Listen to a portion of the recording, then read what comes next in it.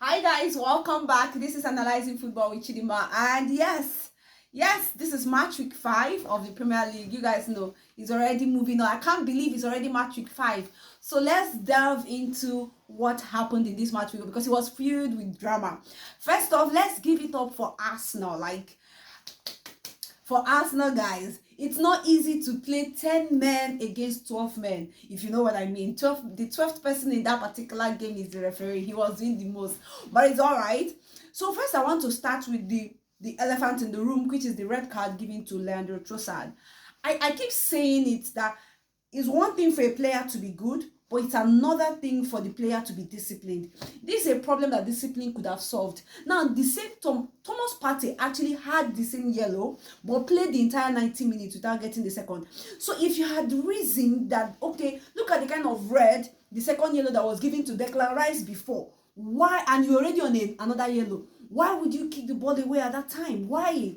Keep your emotions in check. Keep your emotions in check. Know what to do. Be careful around it. Thomas Partey still played beautifully well till the end of the game. So then Trossard picked up a yellow at 45 plus 8 minutes. In as much as it was 6 minutes extra added time. But anyway, we never know. Then after that, in my head, I was like, okay, fine, Arsenal is losing this game. I mean, a lot of people betted on the fact that Arsenal will lose. Congratulations to the people that their ticket cut because of Arsenal. I see you guys. People that betted that Man City will win. Hey, my heart goes to you guys. So, Arsenal is still proving that they need to be there. First of all, let's discuss the fact that Man City had 33 shots. 33 shots. And only had 11 on target. Now, David Raya, how many times did I call you? You are good at what you do. You are good, especially when it comes to pressure-dominated game. You are so good. Like, how did you do 9 beautiful saves? That's beautiful to watch. Now, congratulations to Saka, who has an assist, to Martinelli, who had an assist, and to Calafiori for making your debut goal in the Premier League for the Arsenal. That was a beautiful comeback. So, Erling Haaland, as usual, was started up, with fire. Come on, it was a small mistake, a mistaken pass to Gabriel. Gabriel was here and Saliba was here. So, and that is number 9, which is Erling Haaland, in front of you. So why pass the ball there? Why not look for another place? So that small mistake, Erling Haaland took it up and shoot. That's the beautiful thing of having a striker. Arsenal should learn. Get a striker. Now to the second goal. 90 plus 8 minutes. Really? And you know the beautiful part of the whole thing is Manchester City at home celebrating a draw against Arsenal 10 men. It was a shameful thing, but then again, it's proving that the fact that Arsenal is the pain in the ass for Manchester City and Arsenal has come to stay. Like, I don't even want to blame anybody. I want to say kudos to all the boys. I wanted to, I started with kind of like trying to address the Leandro Trossard issue, but then again, I don't want to blame anybody because the guys, did well. I mean, Gabriel, who started off with that small mistake that, that became a space for Haaland to score, really corrected his mistake by scoring again. Arsenal had just 2 corners and they converted 1. Hey, very beautiful one. Hey, they needed to do something. That Arsenal was bring out something in every particular set piece, especially when all the odds are against them. They take their set piece as their next escape route. Now, that does not escape the fact that Manchester City had domination. They dominated that game. Did you see the possession rate? I give it up for that team. We all know that team is actually the best team now as it stands in Premier League. Arsenal being the second following them. Okay, I want to talk about Manchester United versus Crystal Palace. It may seem as though Manchester United has exhausted all their goals with Barnsley and co. because what was that?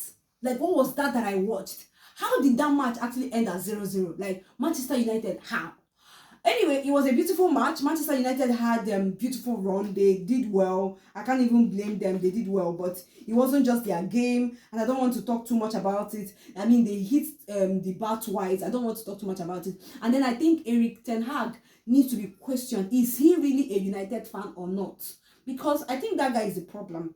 Okay, so Aston Villa played against Wolverhampton. Wolves started with an early goal of 25 minutes by Cunha, and I was like, okay, fine. But then again, it's Aston Villa. You can't even Aston Villa. I remember Aston Villa. Aston Villa are the people that cost Arsenal this particular Premier League trophy last season. So, but you can't even, you can't predict Aston Villa. That's how.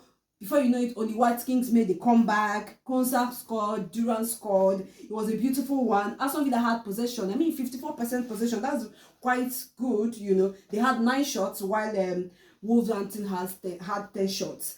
Fulham played against Newcastle. Come on. So the Arsenal guys, the head-end guys, Arsenal Academy guys, Emmy Smith-Rowe and my Reece Nelson, they were shining all 3 yesterday. Like, each of them got a goal, with Reece Nelson having the last goal because they played 3-1 against Newcastle. They had Newcastle had the possession. They had 61% possession. But you guys know that with football, possession is actually really not the main game. The main game is getting the 3 points, and Fulham went home with it. And we saw Alex Iwobi post on his story when he was eating a hot plate of pounded yam. I don't know if pounded yam was semo with okra soup as a recovery meal for him. Like, they had a beautiful run. Ipswich and Southampton draw 1-1. I mean, it was, I don't know. Ipswich, I don't know. Are they ready for Premier League? Is that particular club, them and Southampton, are they really ready for Premier League? Now, moving away from those people, let's talk about people. Liverpool, never walk alone. You will never walk alone. You guys know that Liverpool is one of my favorite clubs. I love Liverpool. I so much love Liverpool. And I love Klopp. Actually, Klopp made me love Liverpool. So when Klopp was leaving, so they played against Bournemouth, and it ended at 3-0. Like, they left with a whooping clean sheet.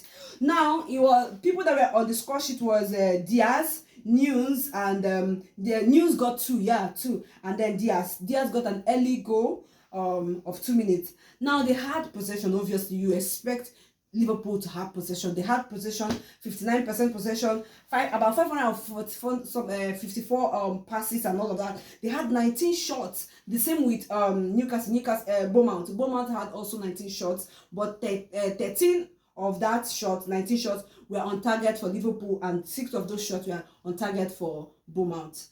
Okay, let's talk about Leicester City, the team that relegated, came back, won Premier League, and relegated again. They are back again, and they're telling you guys, no, we're not relegating this time again. I mean, I think they are number 15 or so in the league. They drew 1-1 with Everton. Of course, with them dominating the game, they had possession, they had more shots and more shots on target, had beautiful passes and all of that, and it was beautiful to actually watch. I love that particular that particular game. And now to Chelsea.